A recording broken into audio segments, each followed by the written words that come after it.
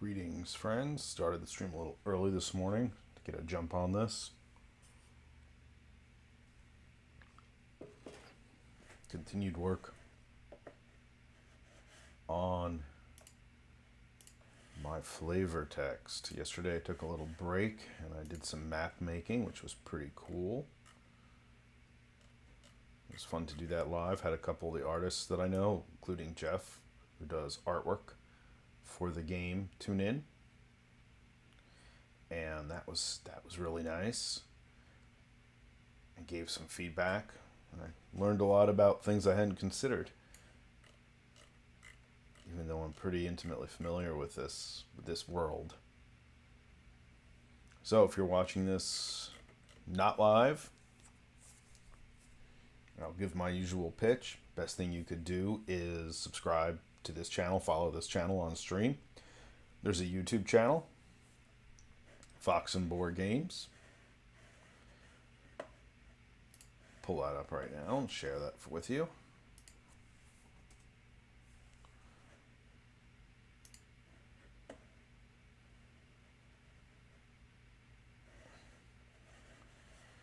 It's got the From the Tomes banner, but it is under Fox and Board Games. Looks like I got another subscriber overnight, and that is always good.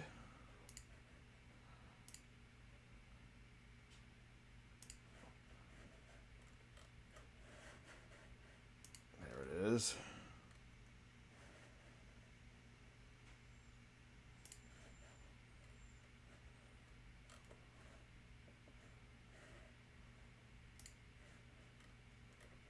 So if you're interested in following me there, it's of great help. If you search for that on YouTube, I think that's the first thing to come up. So that's really great. Also, of course, on Facebook and Twitter.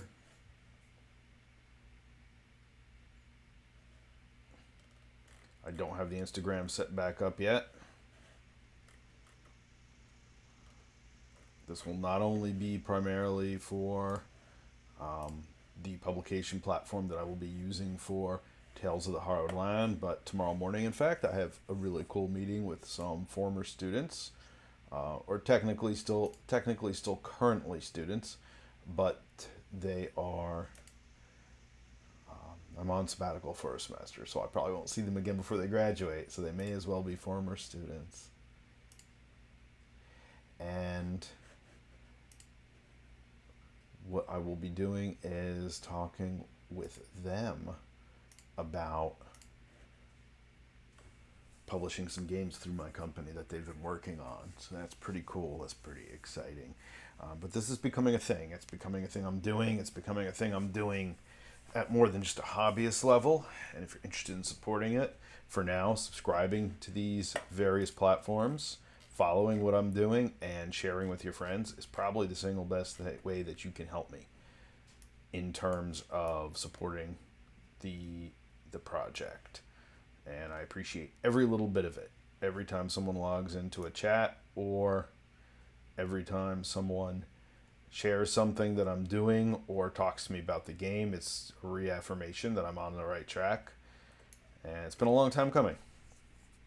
I've been writing stuff for role-playing games, mostly hobbyist, fan-level stuff, for the better part of perhaps 40 years at this point.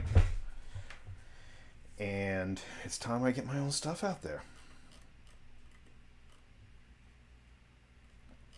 I'm not sure I ever really thought it would be this sort of sword and sorcery game, but I guess it really tracks if I follow my pursuits over the last years.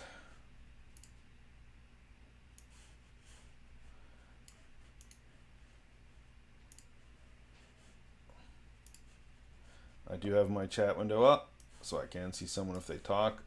Just a reminder, I don't see them though if I am working on something else, which is so far the only flaw I've seen of this particular software. For instance, people yesterday were telling me I was having a voice issue, a microphone issue, and I didn't even see it until I'd been talking for quite a while. So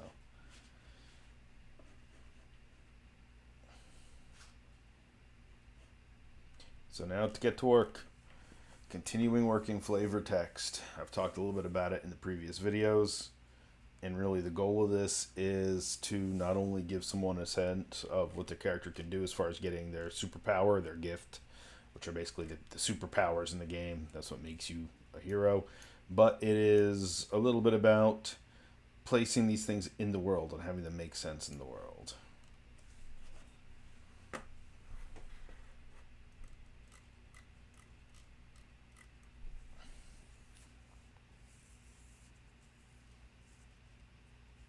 For instance, this one, I call it the Way of the Andavala. And the Andavala is this weasel, mongoose type creature that a particular assassin cult bases their combat style and their stealth style off of. And, I could have just called this thieves' abilities or assassins' abilities or rogues' abilities, but calling something the crippled rat and describing how this creature kills a rat is in a way more compelling, I think.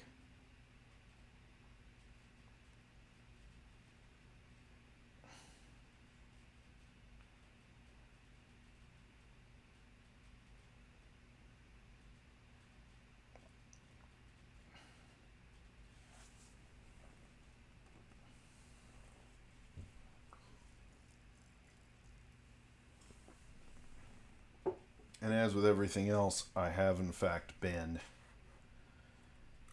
drawing on some real world research.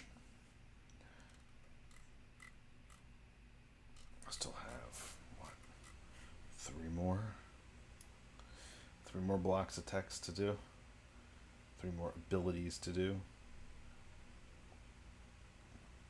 Or paths, I should say. Each one of these combat style gifts is a particular path, a tree of abilities. They're independent of each other but interrelated. So it's like, oh yeah, that's right. I still have three more of these to do. But then I'm done with this component of it.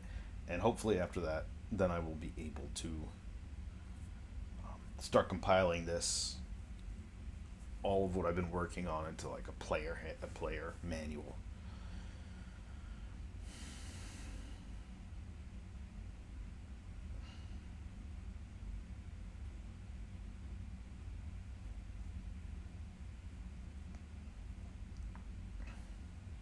For example, the Andavala is a creature common to the alleys, basements, and swampy gullies of Magrelin.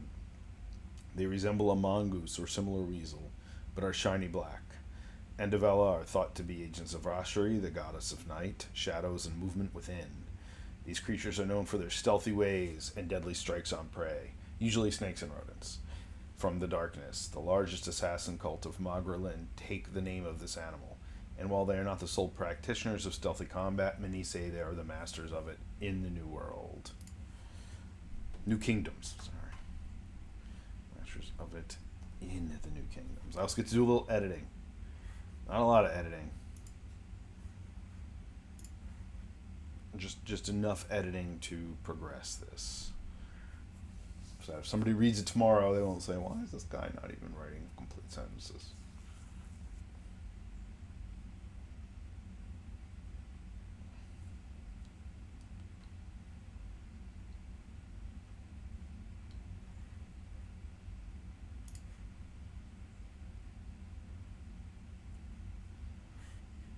Make this, since this is thematic anyway, do I make this easy and just relate every description to this animal and its hunting tactics? Or do I say, Sarai the rogue slashes out the spine of her enemy and he bleeds to death? Obviously, much, much more descriptive than that.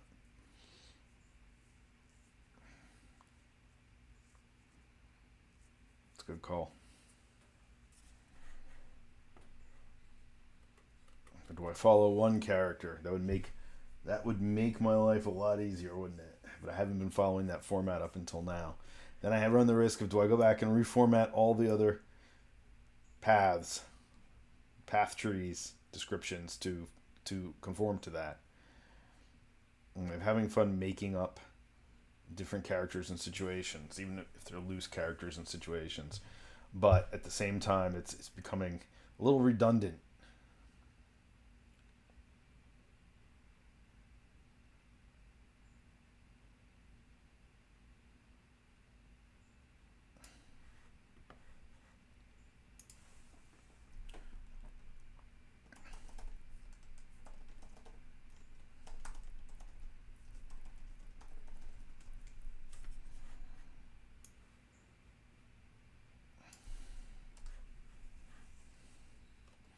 Then I have to make sure that the flavor text descriptions actually conform to what these things do in practice in the game. Because I've noticed that once or twice. I've described something very different than what it will actually do in the game. I'll go back and change that.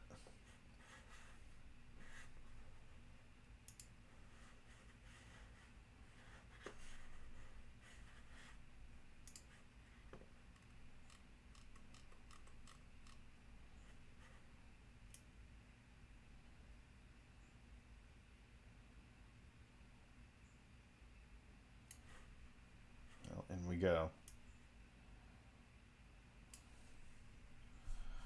I also looked into multiple streaming from multiple accounts at once, and I'm very actually rather I'm not incredibly close, but I'm close enough to Twitch affiliate that I've realized that it will in fact void my affiliate status if I say stream to this and YouTube at the same time,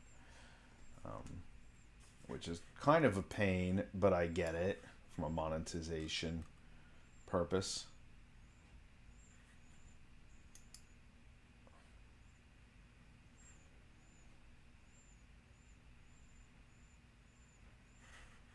Okay.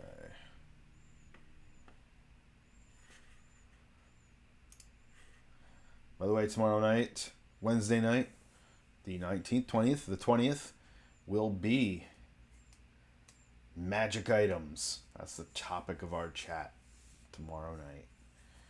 It should be rather interesting. How do magic items function in different game settings?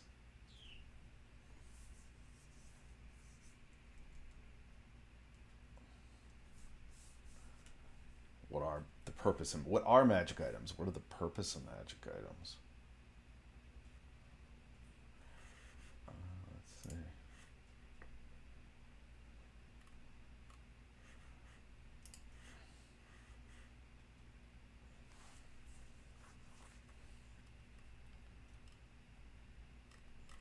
Is anyone interested in that? Well, only a few responses.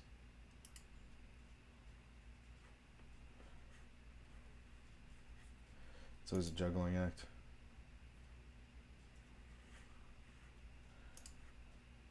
Oversaturation versus undersaturation. Of course, the most successful advertisement campaigns and advertisers will tell you just keep advertising, no matter what.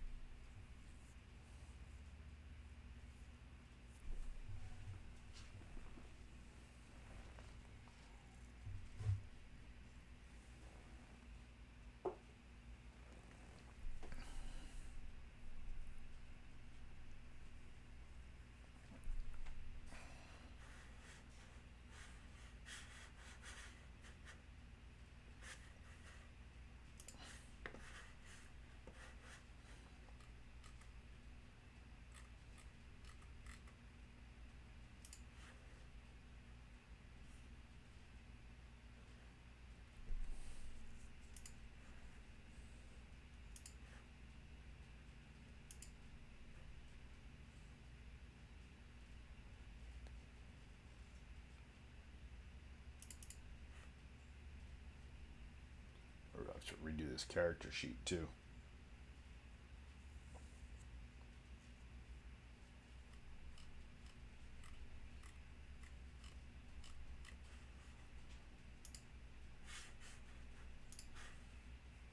Endless work. That's why it's work. That's why not everybody does it.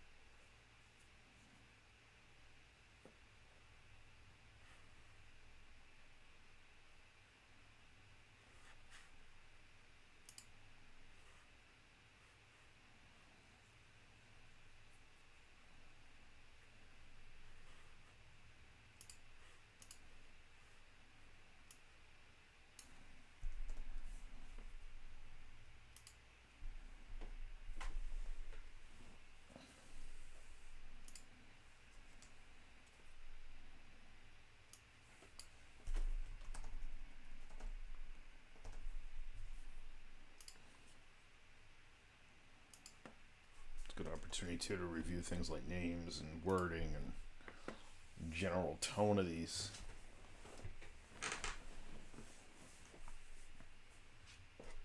Gifts.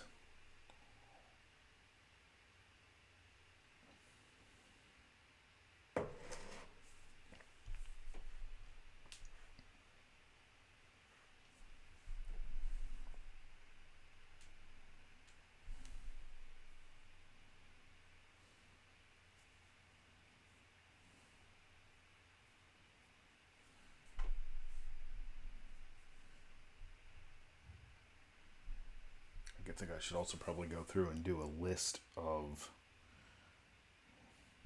the gifts and a brief summary, like one line each, just so that people look at this and they don't have this overwhelming document of now 52 pages, probably 60 by the time I get done, of abilities to choose from. On one hand, I'm glad that I have this character-centric variety of things that can interact with the world.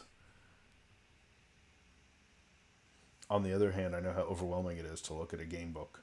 I'm rereading the Pathfinder core book now, and I'm just kind of staring at it at some points with my eyes glazing over because there's just so much, which is great. That's why I love it, because there's so much.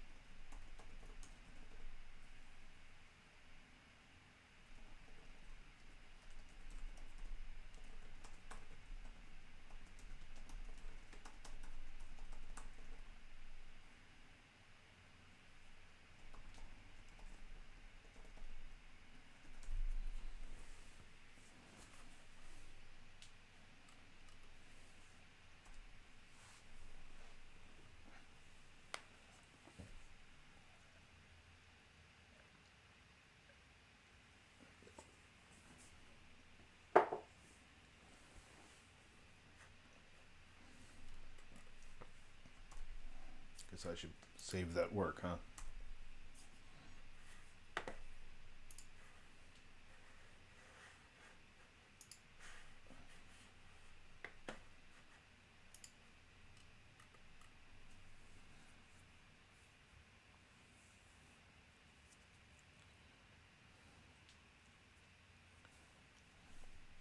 Some of these are easier than others.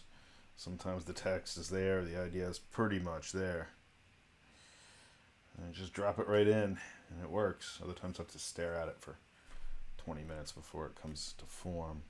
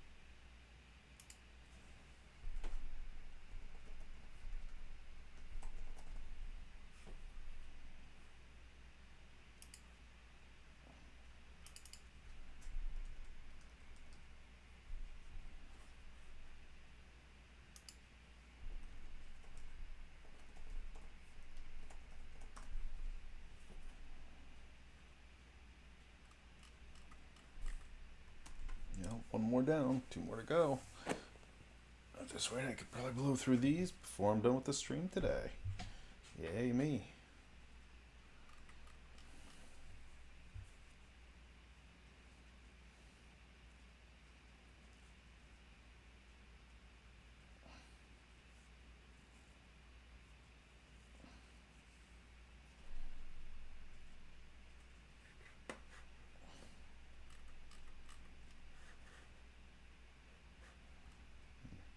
That was our assassin path.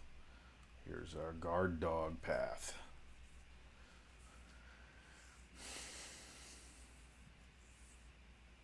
Each battle style gift kind of has a focus. Like one is fighting multiple enemies, the other is kind of berserk rages and doing massive damage. One is fighting from concealment. One is battle command, command and control. This is defense. Then we have a ranged path.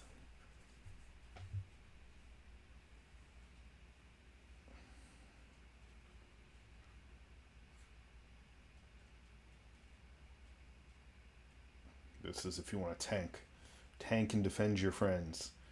This is kind of the path for that.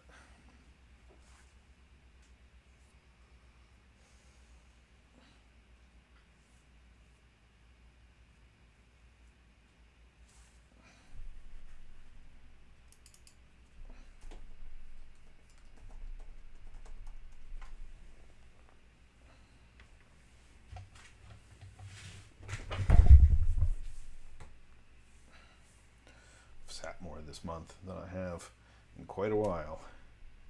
I guess that's the hazard of being a writer.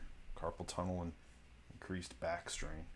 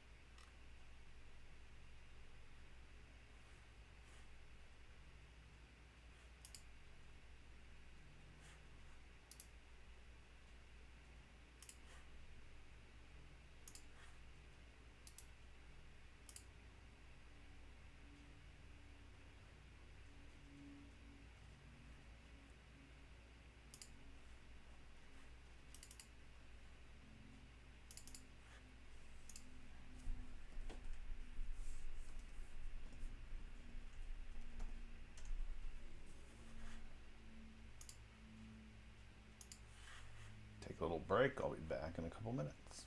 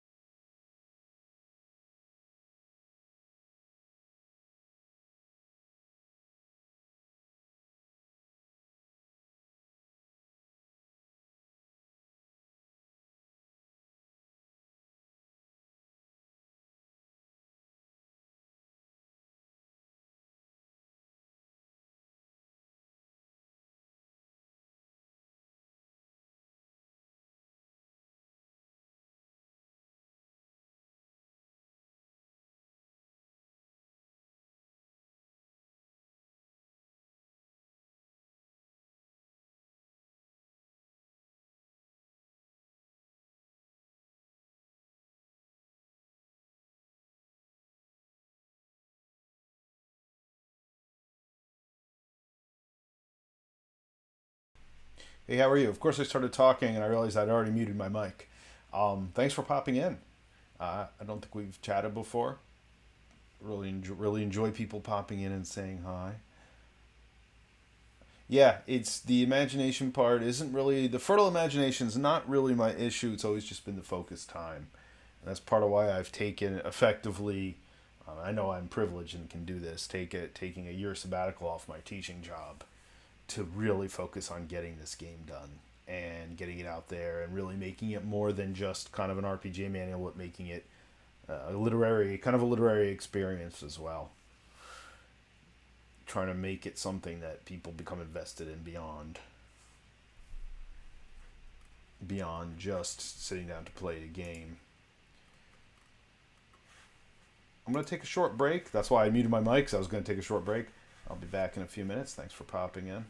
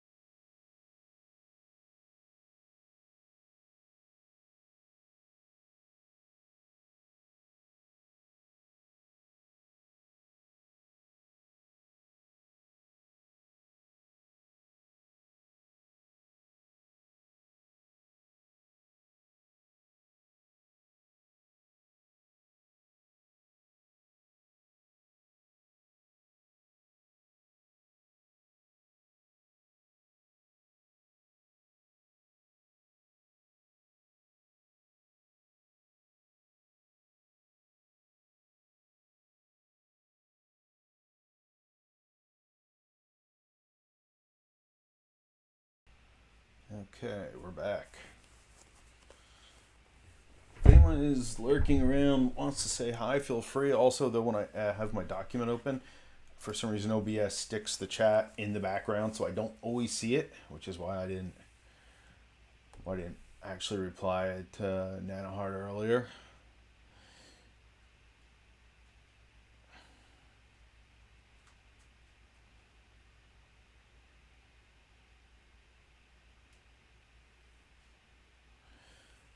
All right, back to the salt mines.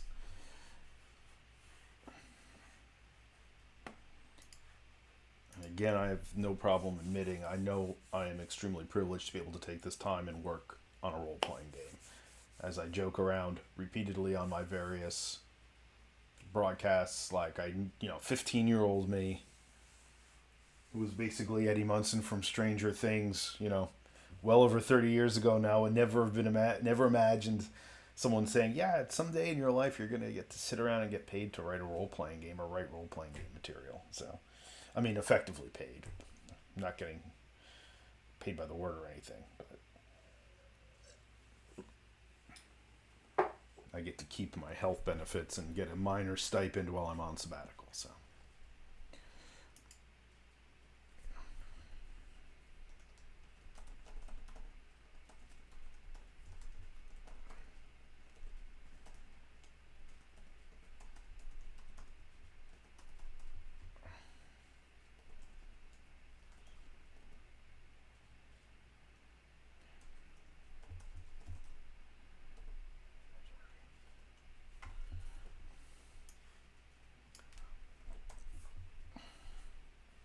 I will say, though, in response to your comment, and this is an extremely trite maxim, imagination and inspiration is a big part of this, and being able to just dig into my head and dump stuff out. But the work in doing it is like everything else. It's just this: you have to focus and make yourself sit down and do it. And that's in fact part of why I've started doing these focused chats, this work time, even if I have one person log in or three people log in and talk a little bit or just watch, and say very nice things like that. I, you know, this won't get done if I keep sitting around wishing it will get done. So this is a kind of a way to make myself accountable to make sure this is really progressing.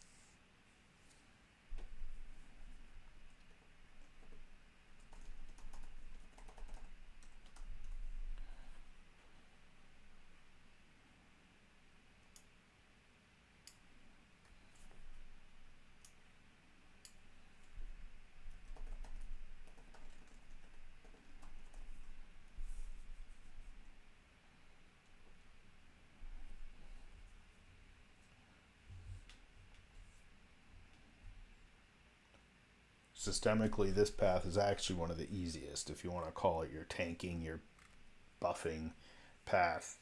It adds defense. It adds defense. It draws damage, adds defense, and allows you to take damage for other people. And mechanically, it's actually one of the easiest. Unlike some of the social paths that I had to basically write whole new systems for, which was good to do because I think it makes a unique and well-rounded world. But at the same time, I think it was an extra like weeks of work.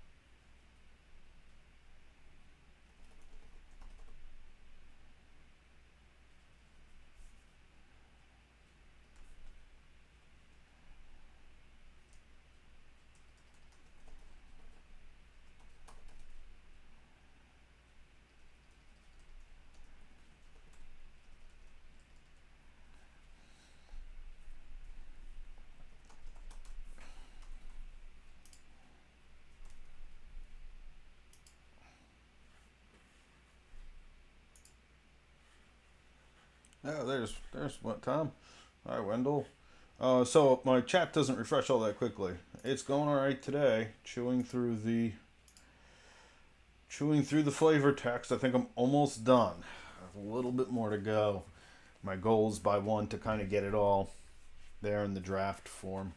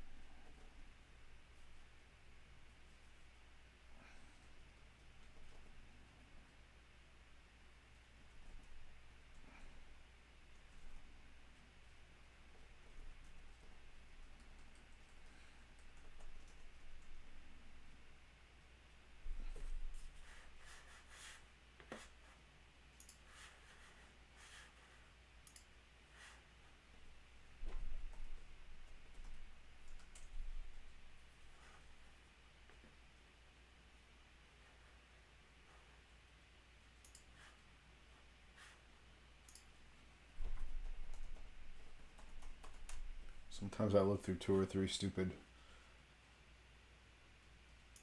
websites, and then I feel like, oh yeah, I should have a translator. I'm looking for words that make sense. I could just use Google Translate, which is fairly accurate enough for these purposes.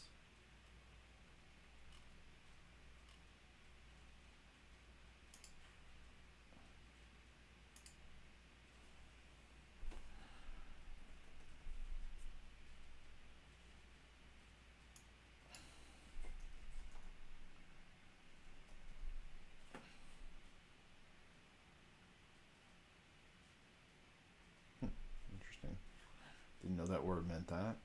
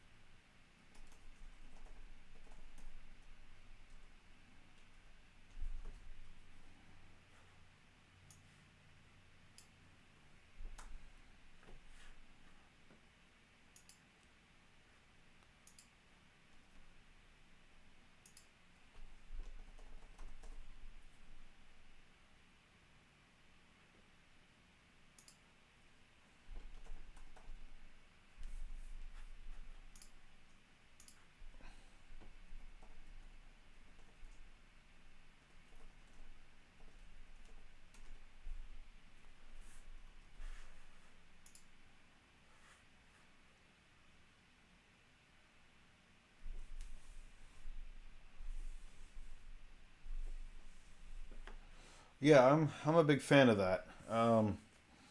I usually have two or three tabs open. I run with a laptop open at this point. I usually have two or three tabs open, especially dealing with, I mean, obviously encounters, but dealing with names and place names and things like that. And you know, if you watch any of the videos, one of my big issues is that we've lost any kind of linguistic basis in most modern fantasy, and we know that modern fantasy or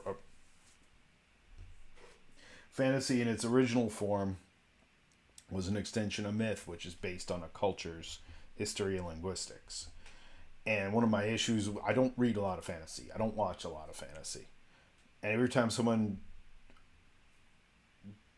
recommends a new fantasy book to me, I'll maybe read 15 pages. And I feel like I'm reading, for the most part, a set of arbitrarily made up environments and names and things like that. And I have trouble really kind of getting past that. So, you know, there's a lot that I think I could get into if there was just a little more care taken in the immersion.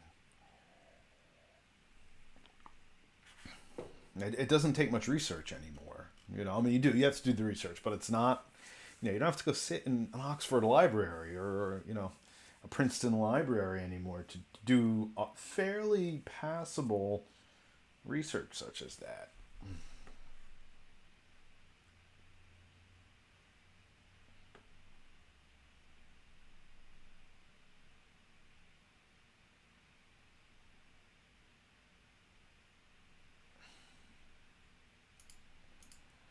And again, I've been called a snob too. I have a hard time having fun at things like Renaissance fairs these days too, for the same exact reason. Any Shakespearean or cultural basis is really lost in most of those environments these days, and I'm kind of like, yeah, oh, but Neuromancer's brilliant. I mean, again, it's I reread some of that last year, and I read some of it to my game design class, and in like one paragraph, they pulled out all this information about the world, you know, and I was like, this is how you write science fiction and fantasy. And you know, that's even really part of my issue with D&D and with you know, most modern fantasy games too, is there isn't that context necessarily, in my opinion, that provides that immersion. I have yet to fully read Game of Thrones. Again, I never thought the show was anything that special. Quite frankly, I mean, it was good. It was a good soap opera, fantasy soap opera with dragons.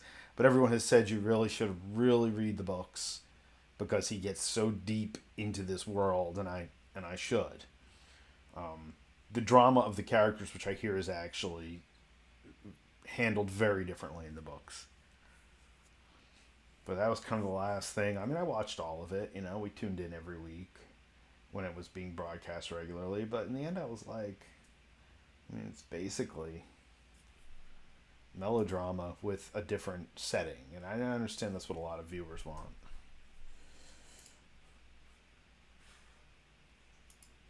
I don't think I've seen a new fantasy movie in decades that I thought was like, wow, that had me believing. I watched a few, and I'm like, yeah, they're okay.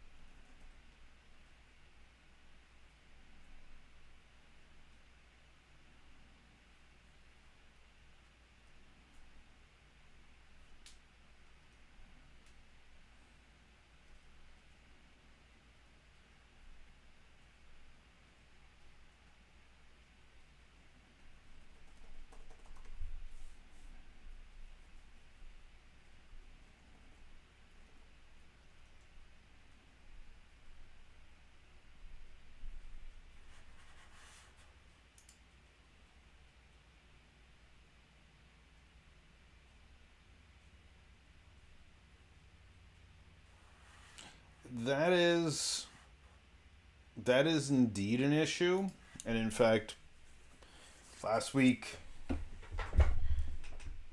another friend of mine was down looking through the new newish, new, about 6 months old now, Pathfinder book, uh, the Moai Expanse, which is effectively their African continent. And he's a writer, he's a game writer, and he's a game designer. And one thing that he said is that, wow, I would have to spend a whole week just understanding the naming structure here, and that's not nearly as complicated as what I've developed for parts of this world. So I understand it's not a thing for everybody, and that is something I've run into before when writing for other games. Is they've said, well, these really non-European, non-Anglo names are going to be confusing to people. I mean, what do you say to that? I don't know. And I understand this game in particular, the setting and the language structure and the cultures will be a barrier for some people, but I don't think I'm worried about that. I don't intend for this to sell like a major RPG. I intend this to be as much of a research and organization project of thought and mythology and all that as I do, a game for people to play. I mean, if people want to play my game and make Morg the Orc and or some analog thereof and just run around and use the system to slash opponents, that's fine. I don't really care. But I'm hoping that a lot of the people who get into it kind of embrace this idea of this world that's not quite like what other people have. That's one thing that people have said to me during the playtest. This world doesn't quite feel like anything else I've played a game in, and that was really my goal.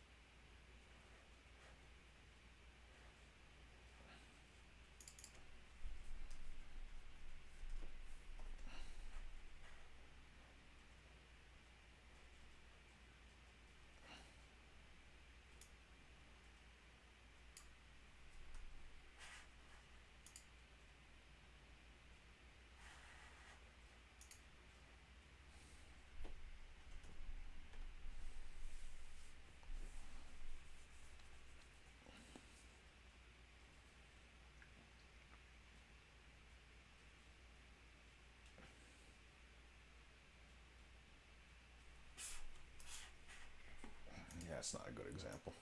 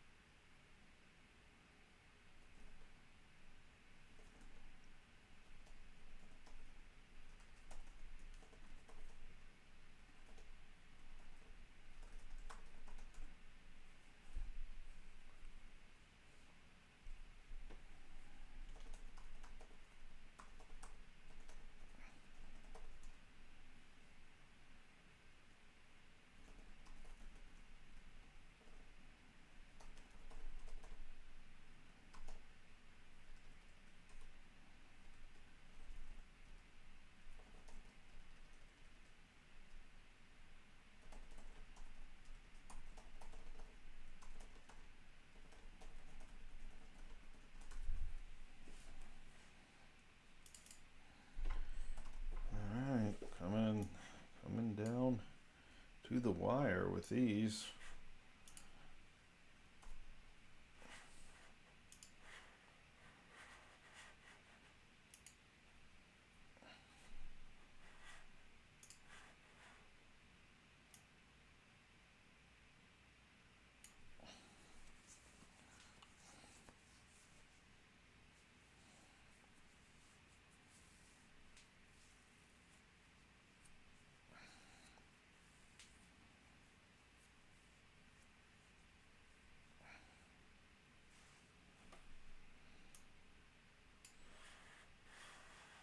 So now we're moving on to the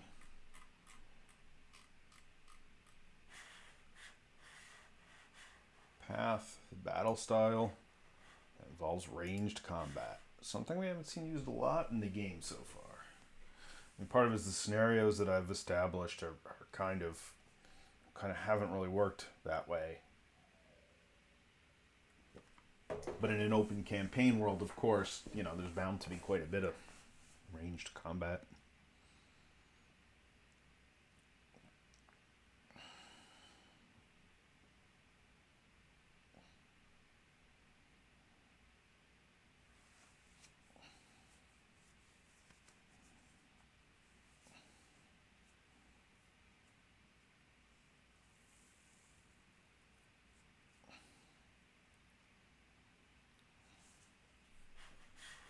Some of the system stuff is really wordy as well. I'll have to clean that up later.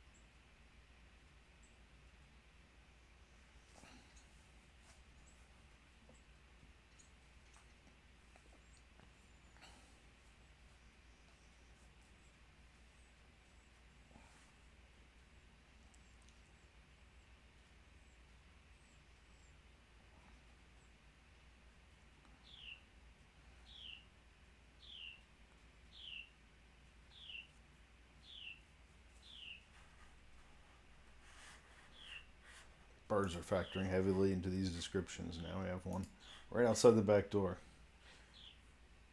I can see it ticking on the auxiliary input.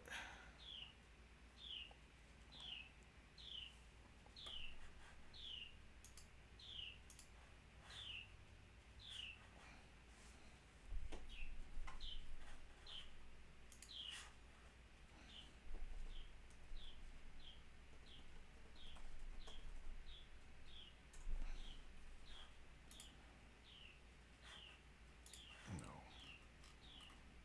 not what I want.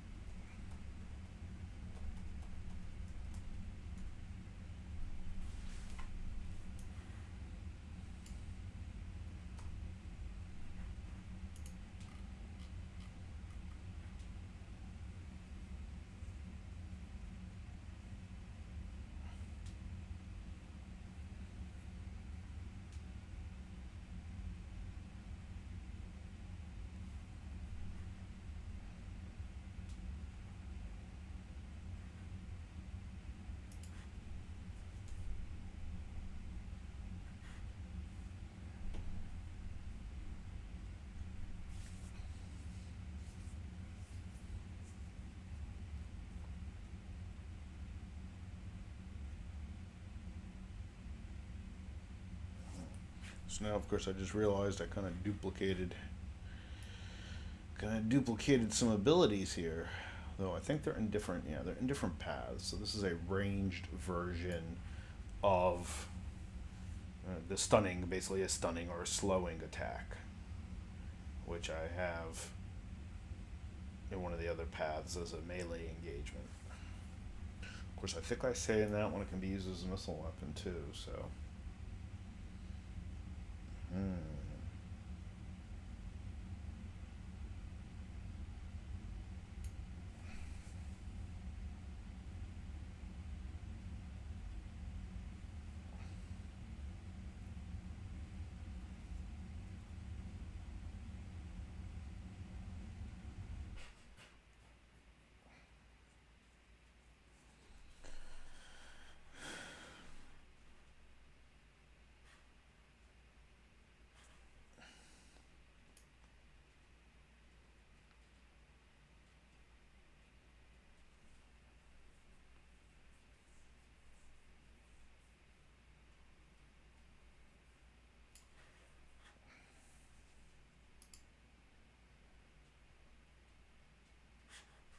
I worded it much better in the later iteration as well. Huh. I'll have to think about that one. It's the first time I've run across that where I kind of duplicated what I had written under different subsets of abilities.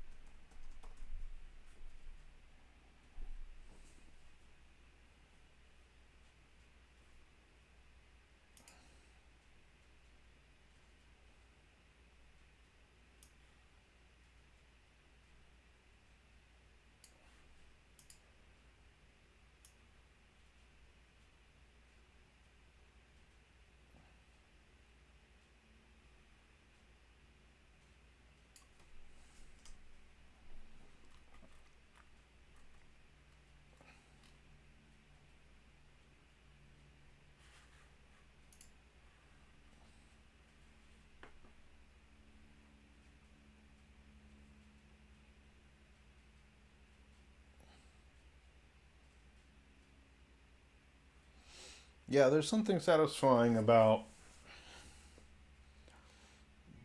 to me at least, developing, if you will, the background system, the background, the spine the spine of the game, that nobody sees. That then they just see the flesh, the bone, the hair, or the things that are on the surface that the players see. I enjoy the research. For the example, one of the reasons why I love running Call of Cthulhu is because I always run it in a historical setting, and I actually enjoy the research part of it. I think as much as the game itself. I'm gonna have to revise this ranged attack because it completely duplicates. I was so close. I was like, oh, I'm almost done. I only have 2 more descriptions to write. Oh no. There's wings of steel. Okay, pinned boar. Maybe this will just literally immobilize someone.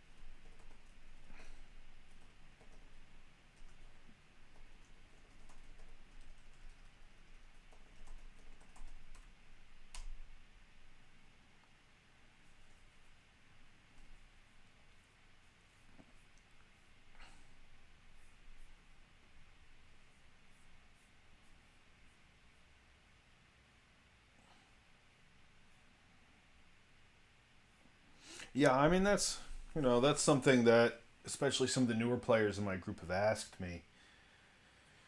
How do I organize things and how do I keep it running so that they're just playing the game? I mean, that's a lot of that is years of practice, of course.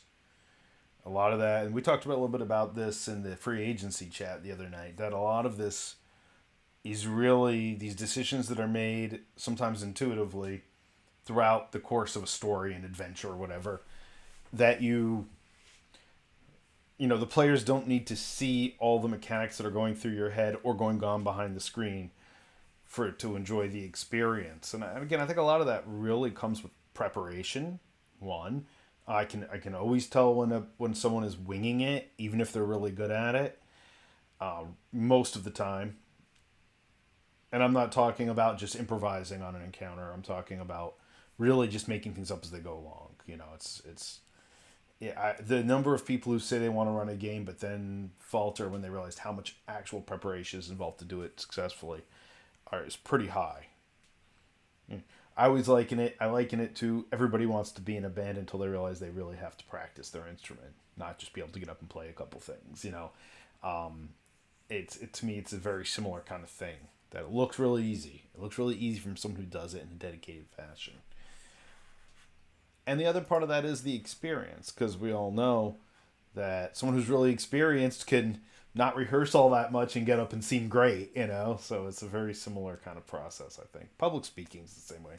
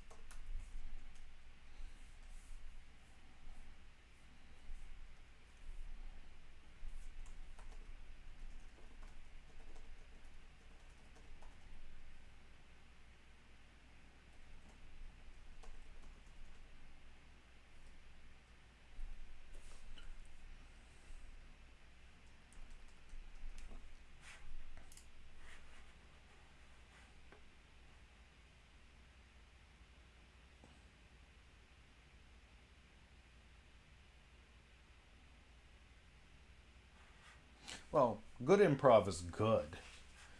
You know, being able to handle a situation on the fly is an art form too. And I've seen a lot of game masters who can write a really great story, but they have no facility for adjusting to player actions. And to me, that is actually very different than someone sitting down and making things up as they go along because they have no real idea. I always like to point to J.J. Abrams when I talk about this. That I tried watching Lost, and I didn't watch it real time. I did watch it after the fact on a streaming service, and I got through like 3 episodes, and I was like, this is like the game master who has literally no idea what's going on, and he's just making things. I felt that way about the new Star Wars movies too, and part of that was because 3 different directors had been originally chosen to write this story that should have been one director and one writer. And you feel like they're just like muddling through it, and you're sitting there like this guy really has no idea what's going on. And in the end, of course, J.J. Abrams admitted that he basically was just making Lost up as he went along. That there was no great plan, there was no great archetype of myth, there was not, And I had friends who were so into it, and they kept like digging out these mythological references, and I'm like, yeah, but he's like going through like the dictionary of gods and goddesses and throwing out things as like feelers, and that's kind of how his movie renditions of things are too. And he's great. I mean, visually, he does some really cool stuff. His movies look really good. They feel really good, but they have no concluding point. I've yet to see something he's done that I felt really had a conclusion that was analogous to the build up, even more than most Hollywood movies that I don't think mark preparation. All right, so we got these two gifts being different, these two gift abilities maneuvers being different enough from each other.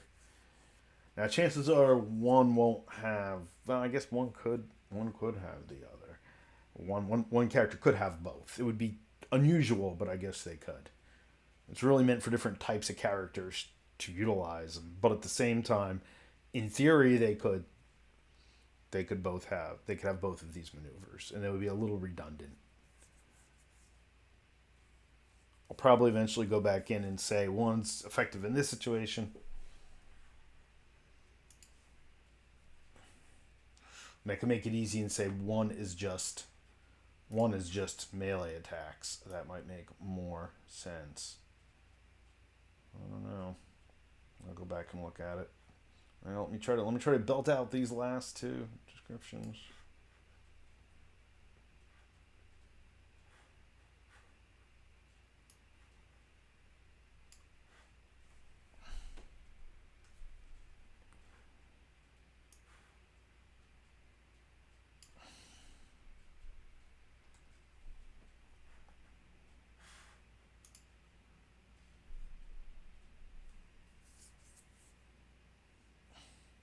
Well, yeah, it's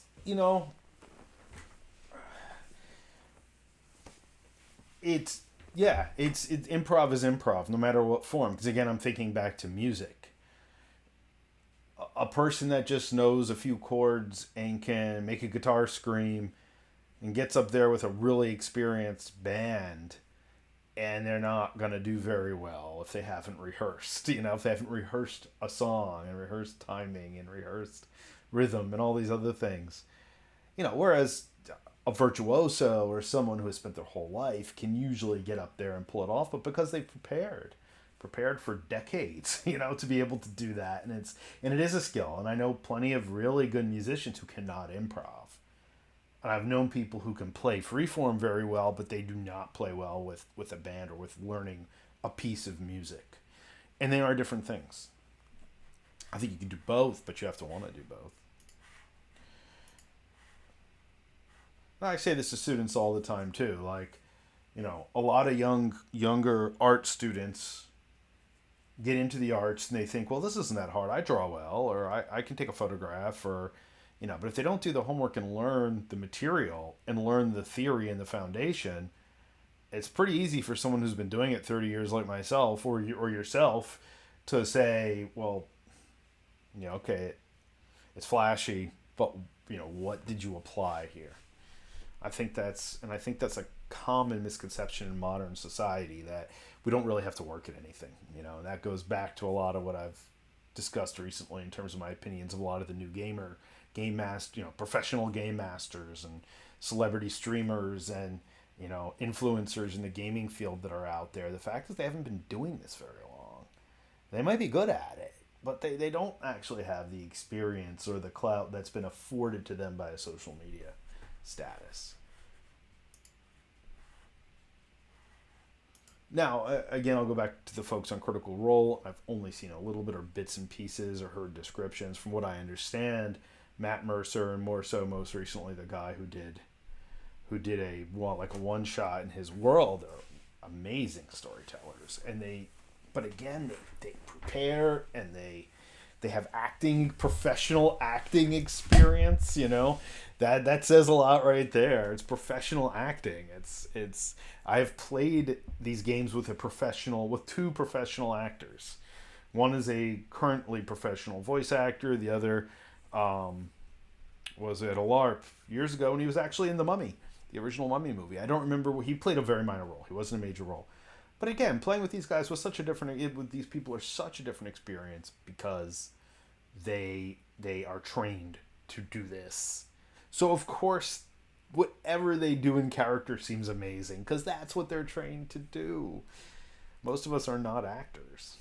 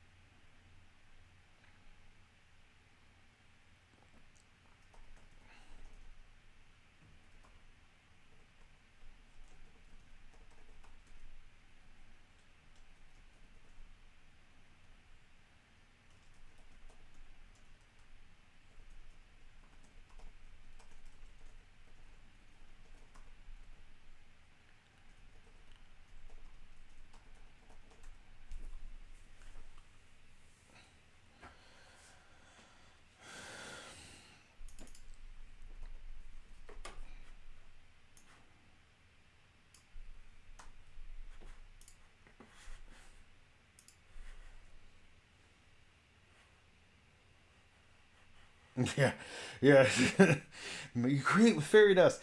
So, and that's a discussion I have with so many people. I remember, and you probably remember, the Asagal singer. We were at a pagan event at one point performing, and someone comes up to her and is saying, "It's like the goddesses are singing through you. It's like someone has channeled themselves into you." And she meant it in the nicest of ways. And again, I'm kind of just sitting there with my mouth shut because I don't want it to come out of my mouth and seem like I'm being confrontational. And she kept going, and so finally Sierra said, "Well, I'm actually a trained singer." And she's like, "Oh, but it's like you've been touched. It's like you've been touched from beyond, like an angel singing through." She's like, "Well, actually, I practice like 2 or 3 hours a day." And it was this rolling conversation that she was trying to be polite, but trying to explain to this woman it wasn't. Yes, she was talented. I mean, you have to have natural talent and aptitude to sing. You have to have a voice to sing. Singing is one of those things anyone can learn to sing, but some people are naturally have a voice for it. And it was just this rather funny conversation where we were kind of like trying not to be rude to this person who was so enthusiastic about what we were doing. And it was wonderful, but I was also just like, people don't understand how much work goes into any creative pursuit, how much work goes into anything that you're doing. And I see this with students quite a bit.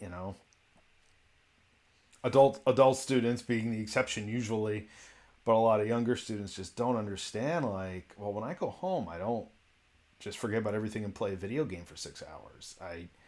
Even when working full time, I would usually go home and practice or I'd write. I didn't feel like doing it. Nobody feels like doing it. It's work. That's why it's work. And you enjoy doing it. I enjoy playing an instrument just for practice. Do I enjoy playing the same phrase 900 times till I get it exactly right, or going through the words? I mean, this is just my rough draft. What everyone's seeing me do on these work sessions, this is not anywhere near a final draft of anything. I'm going to be sitting there and revising this for months and months and months and months, and I'm going to have an editor do it. Then the editor might come back to me and say, "Yeah, that idea that you have for this ability, well, because the editor I've been speaking to is versed in game environments and game documents, and she's very good at it. And I'm absolutely going to take her suggestions or consider her suggestions."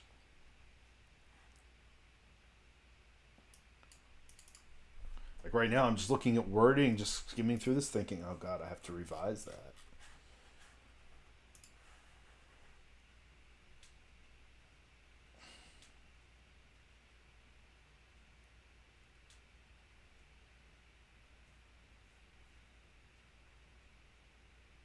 Yeah, and that's very tough. It's very tough for lifetime artists of any vocation to explain to people, okay, there's probably an aptitude there. Like I think a lot of things take a natural aptitude. Drumming, for instance. I mean, in my opinion, you have rhythm and can drum, and you can learn it. But when there's someone who's a natural drummer, I don't know if you ever saw Lucas perform with my band. Lucas is a lifetime musician. He was professionally piping by the time he was like 10 years old. I don't remember which iterations of which bands you saw, but man, Lucas, like, I just know no matter how much I practice, I'm never going to be as good as him. He has this natural aptitude. But then again, he's also quick to point out he was playing music structurally at a very young age. Very, very young age. So he's been doing this, for, again, he played on a Chieftains album. He guest played on a Chieftains album when he was like 10 years, 12 years old. Again, that's also the difference. It's similar to Mozart. Oh, Mozart was a genius. Yes, Mozart was brilliant. Well, Mozart was reading music at 4 years old. Before he could fully read text, he understood reading music. When something gets programmed that early on, and I was reading and writing at a very early age. So this idea of that I have this magical creativity, I mean, yes, maybe I have a way to phrase things that is different than some people, but I've been writing a very long time, more than I've been doing anything else. And drawing second. So, you know, painting and drawing though takes a whole other level of patience, which I think I think you also have to have. Photography visually has suited me more because there's more of an immediacy. There's a mechanical process attached to it. I like to paint and draw, but it takes me a very long time, largely because I don't practice it. You know, every few months I'll pick stuff up and I'll draw and sketch and I'll zoom through some stuff. But all right, so here it is, the last of the flavor texts. I think. Wow, several week project just getting this in.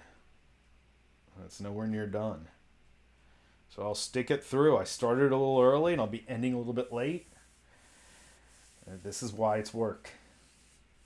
No magical fairy dust to put the words on the paper.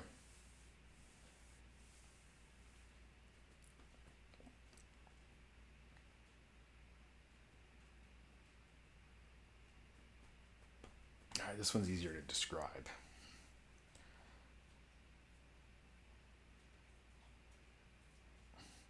I gotta confess, I did kind of take some of these ranged abilities. I sourced the ideas out of stuff like the World of Warcraft hunters and, MMO hunter type characters. So again, I'm reading this now and I'm like, I don't even know if that's gonna work. It looks cool on paper, but this might really not work in an RPG setting. But I think it will. I think it will. I guess we're gonna find out. I guess it's time to start playtesting more stuff. That's my next task.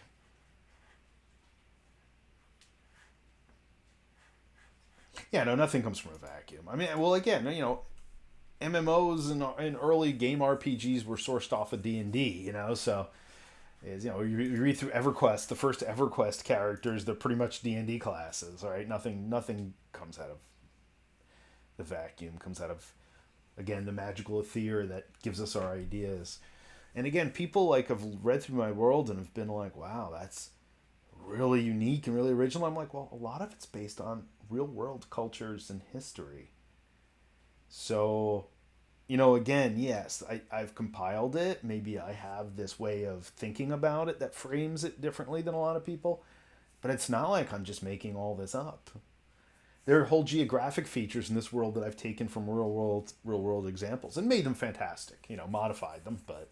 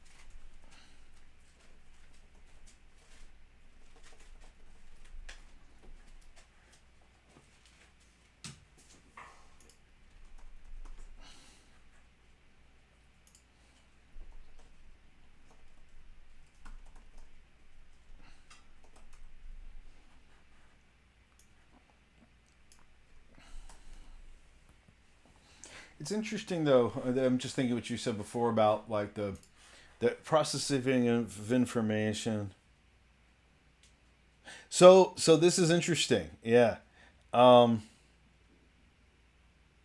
yeah.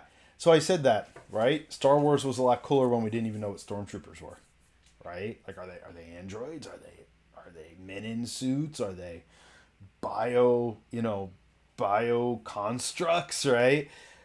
And yeah, and that's part of why I think a lot of newer sci-fi and fantasy is almost a lot harder to believe because it's so much easier for it to access information, access director's notes, access all this. We don't have this mythology to believe in. Yeah, Secret of Jaws was a broken shark. Exactly. Right. I was thinking back to what you were saying before in regards to um, the language sometimes actually being a barrier because people don't process language and words the same way, and I think that's interesting, and that's one thing I've paid attention to when I've play tested this is how easy it for the players to buy into this world, even though I think why it's been successful, and it has been successful because I was concerned about that. When you have names that are essentially, especially to a Western audience, when you have names that are especially non-European centric, or cultures that are not European centric, how easy is it for our average, and I don't want to say average, but me included, our average fan, our average D&D player. I mean, my dwarf's name for our new D&D game is Snorri Longbeard or something like that, right? I mean, it's not meant to be brilliant. It's Bronzebeard, Snorri Bronzebeard. It's like, that's how easy is it for players who don't have those cultural mythological reference points to buy in. And I've seen people buy into it pretty easily. But I would argue that's also because I have set up environments that are close enough to our world. I've described it as kind of a fertile crescent culture. And I think people get enough of the resonance of what this place would have been like to believe in it. Well, there it is. Not edited, not proofread, not cleaned up, but there is, as far as I can tell, a completed document of gifts. It's big. It's 53 pages, if I'm reading that correctly. There's a lot of flavor text rooting these abilities to the world and giving examples of how they're used and how the culture perceives what's going on with them.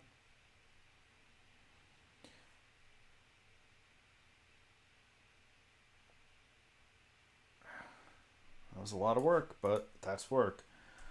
So my next step. This was about 3 weeks in the running, so my next step I think is going to be to start actually fleshing out a scenario. And you saw some map making yesterday, and I'm still thinking the scenario might be primarily set in the Karth. So maybe my next goal is to get a map of the city down that is a little bit more concrete.